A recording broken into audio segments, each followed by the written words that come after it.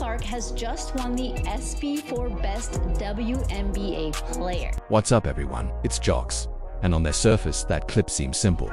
The biggest name in basketball wins an Mojo award. Most channels are running with that, talking about A'ja Wilson being in tears, pushing a simple story, a rival being upset. But you and Ick know the real narrative is never that clean. You're here because you're a narrative analyst and you know there's astery behind the story. The truth is this ESPY award isn't the headline, it's the final straw. It's it, the flash when that connects a pattern of perceived, a secret Nike shoe, Del Foots raising questions, and a series of public comments that reveal a superstar will feel she's been betrayed, not just by the fans, but by the very machinemen to promote the league.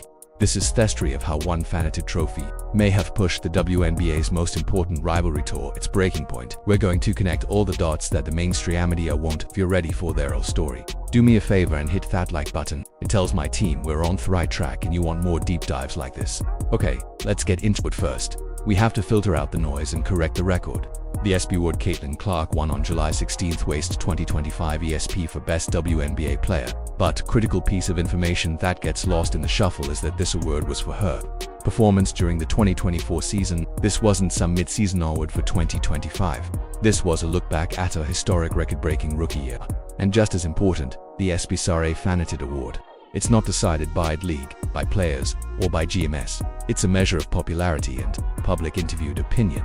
She beat out A'ja Wilson, Breanna Stewart, and Infisa Collier. And right there in that list of nominees is where this entire narrative truly begins. Because while Caitlin Clark was shaving an unbelievable rookie season in 2024, one of those other names, A'ja Wilson, was having arguably one of the most dominant seasons in the history of the entire league.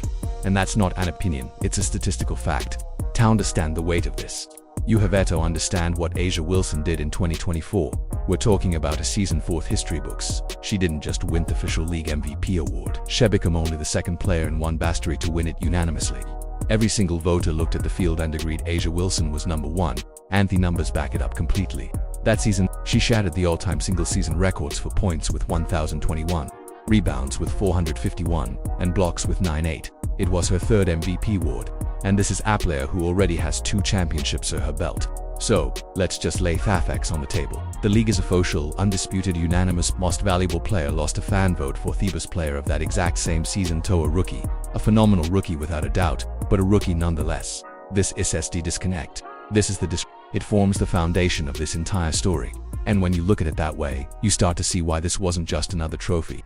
But the story doesn't end there, because this feeling of being overlooked may go much deeper than just fan perception. Okay, now, we have Tomo from Documented Fact. She beat out A'ja Wilson, Breanna Stewart, and Infisa Collier. Of reported rumors and social media analysis, and this is where thepiuses really start to connect. This is where we get to the betrayal mentioned in the title. There have been persistent rumors and reports circulating online that A'ja Wilson's signature shoe deal with Nike, a massive career milestone, was kept under wraps for a long time. According to these reports, Wilson herself revealed she had known about her Nike deal for 2 full years. Yet Caitlin Clark's deal was announced first, creating the public perception that the newcomer was prioritized over the established multi-time MVP. Think about that for a second. You put together a historic unanimous MVP season and you still lose the fan vote. And behind the scenes, you're reportedly waiting 2 years for your signature show to be acknowledged, only to see the rookie who just beat you in that fan poll get the announcement out first. Suddenly, the narrative shifts from a simple rivalry to a pattern of behavior. This is the context that so many are reticent. Do you think where there's this much smoke, there has to be some fire? Let me know what you think about the Nike situation in the comments below. When you combine the sting of the ESPY vote with the reported frustration over the Nike deal, A'ja Wilson's recent public statements start to look less like random outbursts and more like a pot boiling over. It's the consequence of that pattern we talked about. This isn't speculation. Wilson herself has given us a window into her mindset. Let's look at her now infamous comments about playing the Fever in Indiana. When that quote came out, many people framed it as her being soft or hating the fans, but listen to the words. She's talking about the pressure, the feeling of constantly having her guard up, waiting for something to pop off. This isn't just about a basketball game anymore. For her, it seems to represent a focal point for all the narratives. The debate, the criticism, and the feeling of being positioned as the villain opposite the league's new hero. It's the sound of a player worn down by Hewitt of the story being written around her. This is also where reports from social media have noted she's been quick to block users, which some label as her being unlikable. But for a net, it can also be read as a human being trying to control an overwhelming wave of digital noise. And this is where media's role becomes critical. Some outlets are actively throwing fuel on the fire with misleading or outright up there with the best plays of Caitlin Clark's career.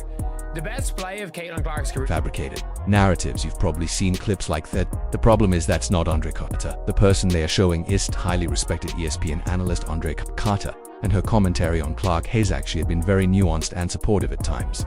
More importantly, the central claim from the original video that sparked this highly conversation that A'ja Wilson was in tears after the ESPN announcement is completely unfounded. There are no legitimate sources backing it up. It appears to be pure fabrication designed to create drama. And this is why we have to filter out the noise, because the real story is far more complex and frankly far more interesting than these cheap figures. So when you strip away the fake tears and the misidentified, you're left with a much bigger and more important question. This isn't just about A'ja Wilson versus Caitlin Clark. This is about the path the WNBA as a league and a businesses choosing to walk. We're watching a real-time case study in brand building, media influence, and the complex dynamics of us and recognition in professional sports. The league and its partners like Nike are making a calculated decision to build their rocket ship around a single, undeniably marketable star in Caitlin Clark. From a business perspective, you can see the logic. Her arrival has brought unprecedented viewership and attention to the game. But the critical question the narrative analysts have posed is, what is the cost of that? When you pour that much fuel into one engine, does it risk burning other superstars who have been carrying the league for years? The SB controversy and the Nike shoe roll out aren't the cause of this tension. They are the symptoms of a league at actress roads forced to balance explosive and new growth against the loyalty and respect owed to its established icons. So what's your take on all this? Who do you think bears the most responsibility for this situation? Is this a failure of Nike's communication, a strategic mistip by the WNBA's marketing arm? Or is this just the messy, unavoidable assault of a fanatic popularity contest? Drop your detailed theory in the comments section below. We're going to be tracking the fallout from this, especially as both the Clark and Wilson signature shoes get closer to their official launch. Make sure you're subscribed and have your notifications turned on so you don't miss that analysis. Finally, if this video helped with you connect the dots, share it with another narrative analyst you know one needs to see the real story behind the head.